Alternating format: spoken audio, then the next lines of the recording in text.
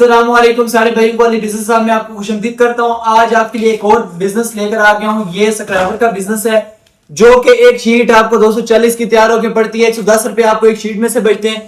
Any time آ سکتے ہیں, کوئی آپ کو ٹائم نہیں دیں گے, کوئی آپ کو یہ نہیں کہیں گے پرسوں آ جائیں ترسوں آ جائیں فلانے دن آ جائیں. آئیں مشین اٹھائیں, پیسے دیں اسی ٹائم, مشین اٹھائیں, مال اٹھائیں اور جائیں اور اپنا بزنس سٹارٹ کریں. ایسی مشین آپ کو مل جائے گی ہم سے, ٹھیک ہے. یقین کرتے ہیں اس کو اگر ایک بندہ اٹھا لے اس کو میں انعام دوں گا.